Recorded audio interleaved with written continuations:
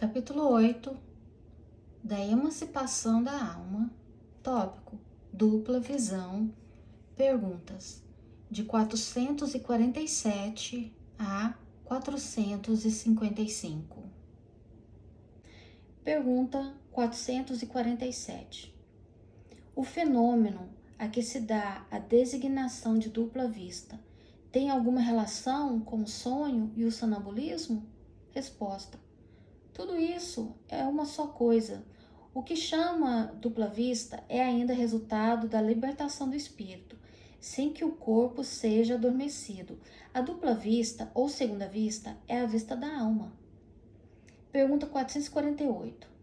É permanente a segunda vista? Resposta: a faculdade é, o exercício não. Nos mundos menos materiais do que o vosso, os espíritos se desprendem mais facilmente e se põem em comunicação apenas pelo pensamento, sem que, todavia, fique abolida a linguagem articulada. Por isso mesmo, em tais mundos, a dupla vista é faculdade permanente para a maioria dos seus habitantes, cujo estado normal se pode comparar ao dos vossos sonâmbulos lúcidos. Essa também a razão por que esses espíritos se vos manifestam com maior facilidade do que os encarnados em corpos mais grosseiros. Pergunta 449.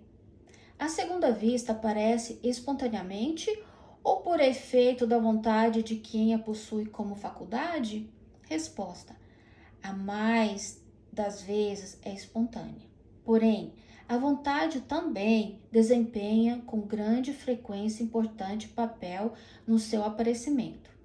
Toma, por exemplo, de uma dessas pessoas, a quem se dá o nome de ledoras da Buena Dicha, alguma das quais dispões desta faculdade, e verás que é com auxílio da própria vontade que se coloca no estado de terem dupla vista e o que chamas visão. Pergunta 450. A dupla vista é suscetível de desenvolver-se pelo exercício? Resposta: sim. Do trabalho sempre resulta o progresso e a dissipação do véu que encobre as coisas. Questão A. Esta faculdade tem qualquer ligação com a organização física? Resposta: incontestavelmente, o organismo influi para a sua existência. Há organismos que lhes são refratários. Pergunta 451. Por que a segunda vista parece hereditária em algumas famílias? Resposta: por semelhança da organização, que se transmite como as outras qualidades físicas. Depois, a faculdade se desenvolve por uma espécie de educação que também se transmite de um a outro. Pergunta 452. É exato que certas circunstâncias desenvolvem a segunda vista? Resposta: a moléstia, a proximidade do perigo, uma grande comoção pode desenvolvê-la. O corpo, às vezes, vem-se a achar-se num estado especial que faculta ao espírito ver o que não podeis ver com os olhos carnais. Nas épocas de crises e de calamidades, as grandes emoções, todas as causas, enfim, de superexcitação do moral provocam não raro o desenvolvimento da dupla vista. Parece que a providência, quando um perigo vos ameaça, nos dá o meio de conjurá-lo. Todas as seitas e partidos perseguidos oferecem múltiplos exemplos desse fato. Pergunta 453. As pessoas dotadas de dupla vista sempre têm consciência de que a possuem? Resposta: nem sempre. Consideram isso uma coisa perfeitamente natural e muitos creem que, se cada um observasse o que se passa consigo, todos verificariam que são como eles. Pergunta 454. Poder-se atribuir a uma espécie de segunda vista a perspicácia de algumas pessoas que, sem nada apresentarem de extraordinário, apreciam as coisas com mais precisão do que as outras? Resposta: é sempre a alma a irradiar mais livremente e a apreciar melhor do que sob o véu da matéria. Questão A. Por esta faculdade, em alguns casos, dar a presciência das coisas? Resposta: pode. Também dá os pressentimentos, pois que muitos são os graus em que ela existe, sendo possível que no mesmo indivíduo exista em todos os graus, ou em alguns somente. Resumo teórico do sonambulismo, do êxtase e da dupla vista. Pergunta 455. Os fenômenos do sonambulismo natural se reproduzem espontaneamente e independem de qualquer causa exterior conhecida. Em certas pessoas dotadas de especial organização, porém, pode ser provocados artificialmente ou pela ação do agente magnético. O que se designa pelo nome de sonambulismo magnético apenas difere do sonambulismo natural, em que um é provocado, enquanto o outro é espontâneo. O sonambulismo natural constitui fato notório, que ninguém mais se lembra de pôr em dúvida, não obstante o aspecto maravilhoso dos fenômenos a que se dá lugar. Por que seria então mais extraordinário ou irracional o sonambulismo magnético? Apenas por produzir artificialmente, como tantas outras coisas? Os charlatães o exploram, dizem, razão a mais para a qual que não lhe seja deixado nas mãos. Quando a ciência se houver apropriado dele, muito menos crédito terão os charlatães, junto às massas populares. Enquanto isso não se verifica, como o sonambulismo, natural ou artificial, é um fato e como fatos, não há raciocínio possível. Ele vai ganhando terreno, apesar da má vontade de alguns, no seio da própria ciência, no qual penetra por uma imensidade de portinhas, em vez de entregar pela porta larga. Quando lá estiver totalmente, terão que aceitá-lo sem contestação. Para o espiritismo, o sonambulismo é mais do que um fenômeno psicológico. É uma luz projetada para a psicologia. É aí que se pode estudar a alma, porque é onde esta se mostra a descoberto. Ora, um dos fenômenos que a caracterizam é o da clarividência independente dos órgãos ordinários da vista. Fundam-se os que contestam este fato que o sonâmbulo nem sempre vê, e a vontade do experimentador com os olhos os vê. Será de admirar que difiram os efeitos. Quando diferentes são os meios, será racional que se pretenda obter os mesmos efeitos quando há e quando não há instrumento. A alma tem suas propriedades, como os dois olhos têm as suas. Cumpre julgá-las em si mesmas e não por analogia. De uma causa única se originam a clarividência do sonâmbulo magnético e a do sonâmbulo natural. É um atributo da alma, uma faculdade inerente a todas as partes do ser incorpóreo que existe em nós, e cujos limites não são outros senão os assinados à própria alma. O sonâmbulo vê em todos os lugares em que sua alma possa transportar-se, qualquer que seja a longitude. No caso de visão à distância, o sonâmbulo não vê as coisas de onde está o seu corpo, como por meio de um telescópio. Vê as presentes, como se achasse no lugar onde elas existem, porque sua alma, em realidade, está lá.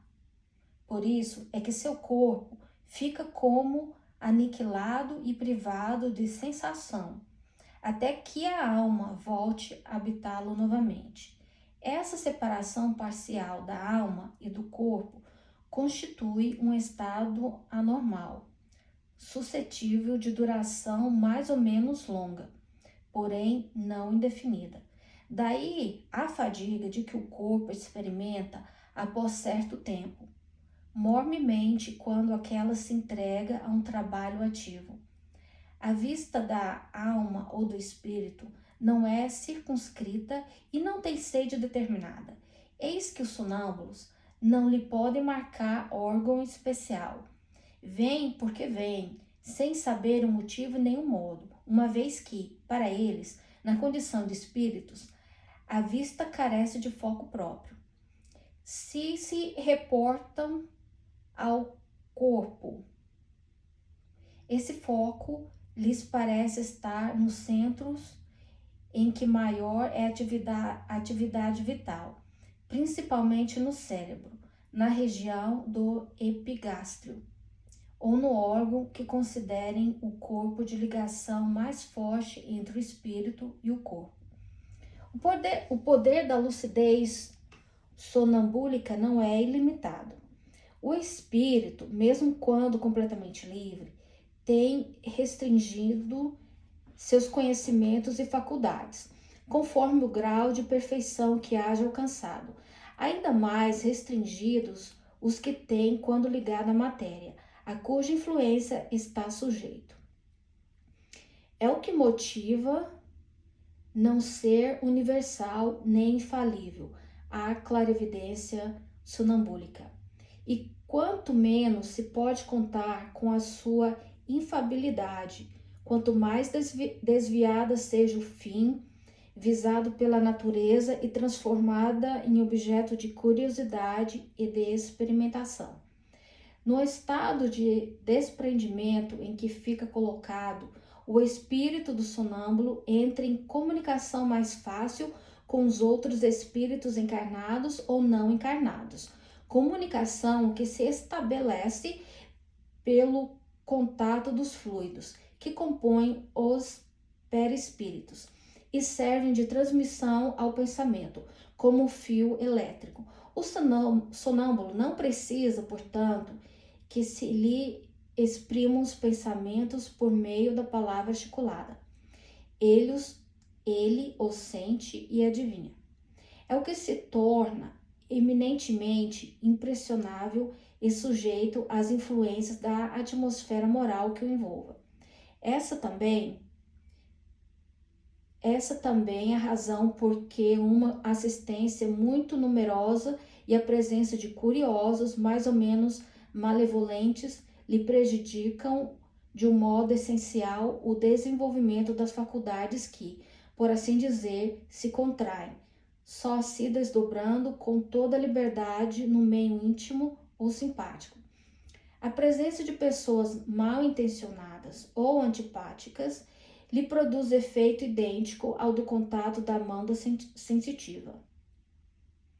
O sonâmbulo vê ao mesmo tempo o seu próprio espírito e o seu corpo, os quais constituem, por assim dizer, dois seres que lhe representam a dupla existência corpórea e espiritual. Existências que, entretanto, se confundem mediante os laços que a unem. Nem sempre o sonâmbulo se apercebe de tal situação, e essa dualidade faz que muitas vezes fale de si como se falasse de outra pessoa. É que ora é o ser corpóreo que fala ao ser espiritual, ora é este que fala aquele. Em cada uma de suas existências corporais, o espírito adquire um acréscimo de conhecimentos e de experiência. Esquece-os parcialmente, quando encarnado em matéria por demais grosseira. porém dele se recorda como espírito. Assim é que certos sonâmbulos revelam conhecimento acima do grau da instrução de que possuem e mesmo superiores às suas aparentes capacidades intelectuais. Portanto, da inferioridade intelectual e científica do sonâmbulo, quando desperto, nada se pode inferir com relação aos conhecimentos que porventura revele no estado de lucidez. Conforme as circunstâncias e o fim que se tenha em vista, ele os pode aurir da sua própria experiência, da sua clarividência relativa às coisas presentes, ou dos conselhos que receba de outros espíritos. Podendo o seu próprio espírito ser mais ou menos adiantado, possível lhe é dizer coisas mais ou menos certas. Pelos fenômenos do sonambulismo, quer natural, quer magnético, a providência nos dá a prova irrecusável da existência e da independência da alma e nos faz assistir ao sublime espetáculo da sua emancipação. Abre-nos, dessa maneira, o livro do nosso destino. Quando o sonâmbulo descreve o que se passa à distância, é evidente que vê, mas não com os olhos do corpo. Vê-se a si mesmo e se sente transportado ao lugar onde vê o que descreve. Lá se acha, pois, alguma coisa dele, e, não podendo com alguma coisa ser o seu corpo, necessariamente é sua alma ou espírito, enquanto o homem se perde na sutileza de uma metafísica abstrata e ininteligível, em busca das causas da nossa existência moral. Deus cotidianamente nos põe sob os olhos e ao alcance da mão os mais simples e patentes meios de estudarmos a psicologia experimental. O êxtase é o estado em que a independência da alma com relação ao corpo se manifesta de modo mais sensível e se torna, de certa forma, palpável. No sonho e no sonambulismo, o espírito anda em giro pelos mundos terrestres. No êxtase, penetra em um mundo desconhecido, o dos espíritos etéreos, com os quais entra em comunicação, sem que, todavia, lhe seja lícito ultrapassar certos limites, porque, se os transpusesse totalmente, se partiriam os laços que o prendem ao corpo. Cerca-o então, resplendente e desusado fulgor. Inebriam-no harmonias que na terra se desconhecem. Indefinível bem-estar o invade. Goza antecipadamente da betude celeste e bem se pode dizer que pousa um pé no limiar da eternidade. No estado de êxtase, o aniquilamento do corpo é quase completo. Fica-lhe somente, pode-se dizer, a vida orgânica. Sente-se que a alma se lhe acha presa unicamente por um fio, que mais um pequeno esforço quebraria sem remissão. Nesse estado, desaparecem todos os pensamentos terrestres, cedendo lugar ao sentimento apurado, que constitui a essência mesma do nosso ser imaterial, inteiramente entregue a tão sublime contemplação. O estático encara a vida apenas como paragem momentânea. Considera os bens e os males, as alegrias grosseiras e as misérias deste mundo, quais incidentes frutos de uma viagem, cujo termo tem a dita de avistar. Dá-se com os extáticos o que se dá com os sonâmbulos. Mais ou menos perfeita podem ter a lucidez, e o espírito mais ou menos apto a conhecer e compreender as coisas, conforme seja mais ou menos elevado. Muitas vezes, porém, há neles mais excitação do que verdadeira lucidez, ou, melhor, muitas vezes a exaltação lhes prejudica a lucidez. Daí o serem, frequentemente, suas revelações, um misto de verdades e erros, de coisas grandiosas e coisas absurdas, até ridículas. Dessa exaltação, que é sempre uma causa de fraqueza, quando o indivíduo não sabe reprimi-la, espíritos inferiores costumam aproveitar-se para dominar o estático, tomando com tal intuito aos seus olhos aparências que o mais aferram às ideias que nutre no estado de vigília. Há nisso um escolho, mas nem todos são assim. Cabe-nos tudo julgar friamente e pesar-lhes as revelações na balança da razão. A emancipação da alma se verifica às vezes no estado de vigília e produz o fenômeno conhecido pelo nome de segunda vista ou dupla vista, que é a faculdade graças à qual quem a possui vê, ouve e sente, além dos limites dos sentidos humanos. Percebe o que exista até onde estende a alma a sua ação. Vê, por assim dizer, através da vista ordinária e como por uma espécie de miragem. No momento em que o fenômeno da segunda vista se produz, o estado físico do indivíduo se acha sensivelmente modificado. O olhar apresenta alguma coisa de vago. Ele olha sem olhar. Toda a sua fisionomia reflete como uma exaltação. Nota-se que os órgãos visuais se conservam alheios ao fenômeno, pelo fato de a visão persistir, malgrado a oclusão dos olhos. Aos dotados desta faculdade, ela se afigura tão natural como a que todos nós temos de vir. Consideram-na um atributo de seus próprios seres, em que nada lhes parece excepcionais. De ordinário, o esquecimento se segue a essa lucidez passageira, cuja lembrança, tornando-se cada vez mais vaga, acaba por desaparecer, como a de um sonho. O poder da vista dupla varia, indo desde a sensação confusa até a percepção clara e nítida das coisas presentes ou ausentes. Quando rudimentar, confere a certas pessoas o tato, a perspicácia, uma certa segurança nos atos, a que se pode dar o qualificativo de precisão de golpe de uma vista moral. Um pouco desenvolvida, desperta os pressentimentos. Mais desenvolvida, mostra os acontecimentos que deram ou estão para dar-se.